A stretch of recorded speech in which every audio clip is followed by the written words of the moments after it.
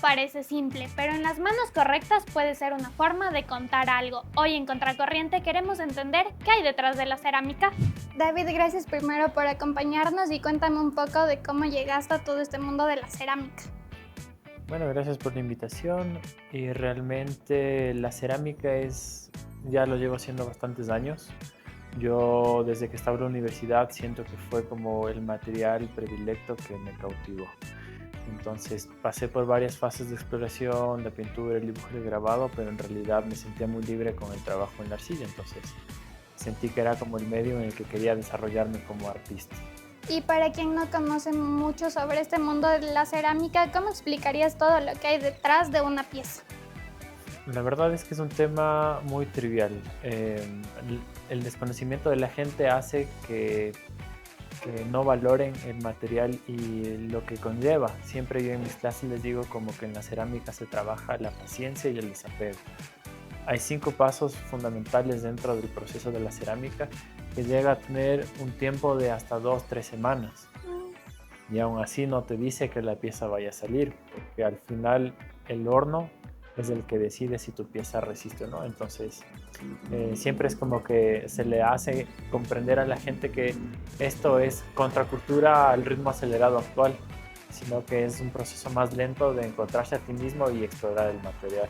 ¿Y cuáles son estos 5 pasos? Va desde la construcción en crudo, el estado de cuero, el estado de hueso, la quema bizcocho y la quema esmalte. Entonces es un proceso largo que se somete a la cerámica y que al final tiene una quema de 13 horas a 1222 grados para tener una pieza utilitaria. Es un montón. ¿Y qué es lo que más te llama la atención de trabajar con este material? Realmente la nobleza del material. Es un material que vos puedes darle forma, quitarle la forma, reciclarlo y está en constante mutación y te permite una libertad creativa y de exploración brutal. Entonces, creo que la versatilidad. ¿Y cuál es la diferencia entre hacer una pieza de cerámica como objeto a pensarla ya como una obra artística? Es que realmente son dos cosas muy distintas, porque obviamente cuando pensamos en un objeto utilitario vamos a darle una función y por ende se toma en cuenta muchos otros requerimientos como ergonomía, para qué se va a hacer con alimentos, con líquidos, mientras que lo escultórico sí conlleva una fase de procesos, pero es más libre, ya que buscas tu autoexploración, tu autoexpresión más que satisfacer una necesidad, que dentro de lo macro sí satisfaces una necesidad como estética, espiritual, emocional, pero no va más allá de eso, no entra en no funciona. Ok, ¿y qué tanto puede controlar el artista y qué tanto depende ya del propio material? Yo vivo diciendo que la arcilla y la pieza, la pieza te pide lo que necesita. Y justo les contaba a los estudiantes ahora en la Cato que a mí me gusta este diálogo constante y continuo con el material. Me parece que es la forma más pura de creación. Más partes con una idea preconcebida en tu mente, pero dejas que fluya el proceso. Entonces tú controlas hasta cierta forma lo que estás haciendo, pero el material tiene su propia voz, su propio lenguaje, su propio comportamiento. Entonces esto es un juego de ida y vuelta.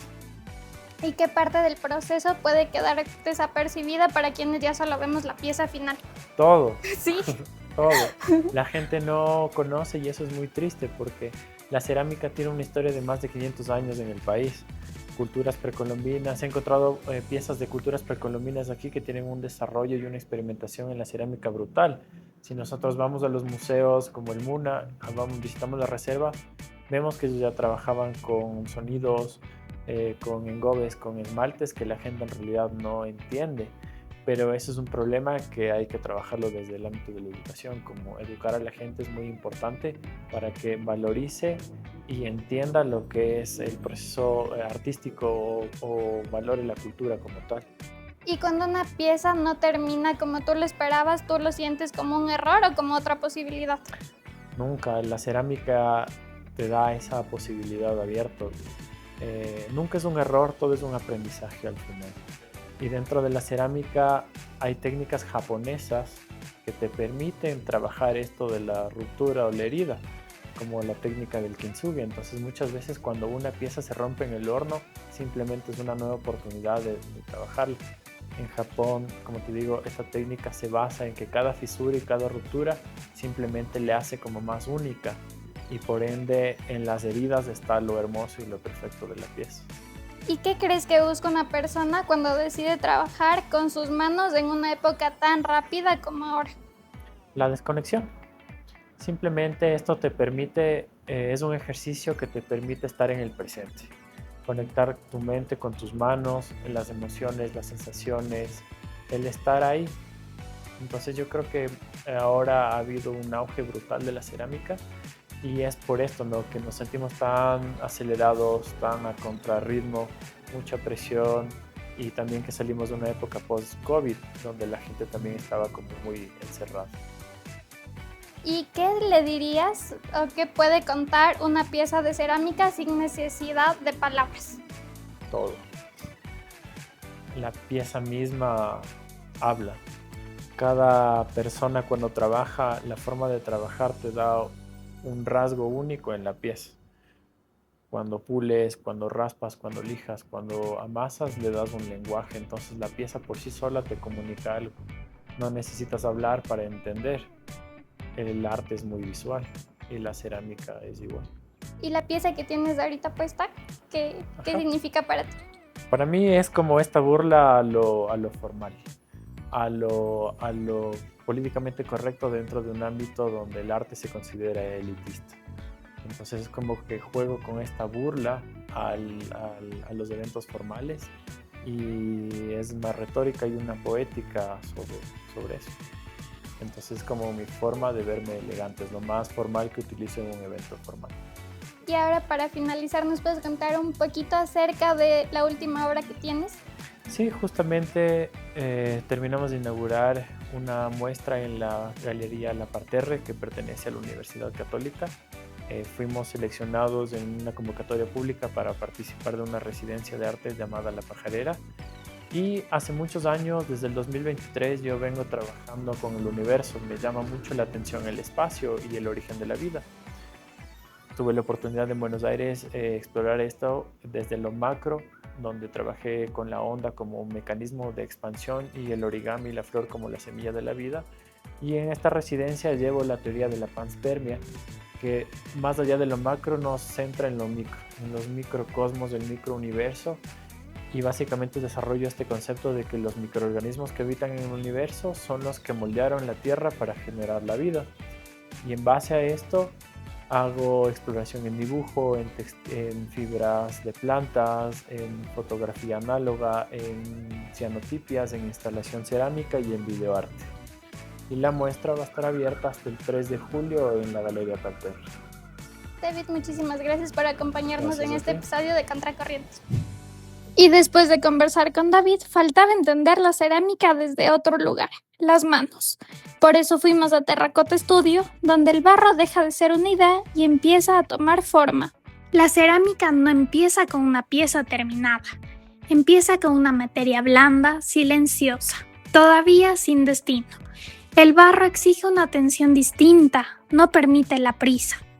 Obliga a mirar, tocar, corregir y aceptar que el control nunca es completo. En el taller, cada movimiento parece pequeño, pero todo importa. La presión de los dedos, la humedad, el tiempo, la forma que aparece y también la que se pierde.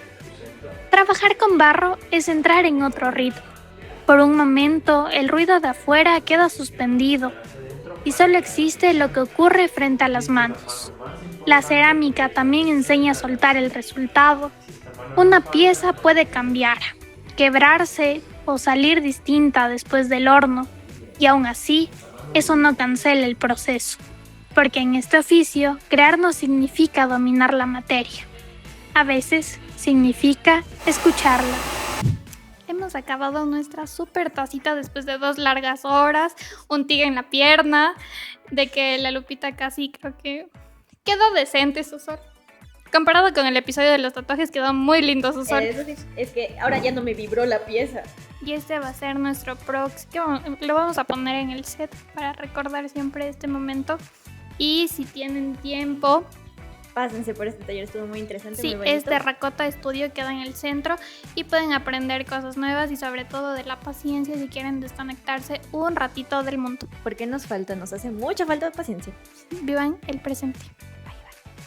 El barro también habla, solo hace falta tiempo, paciencia y unas manos dispuestas a escucharlo. Esto fue Contracorriente.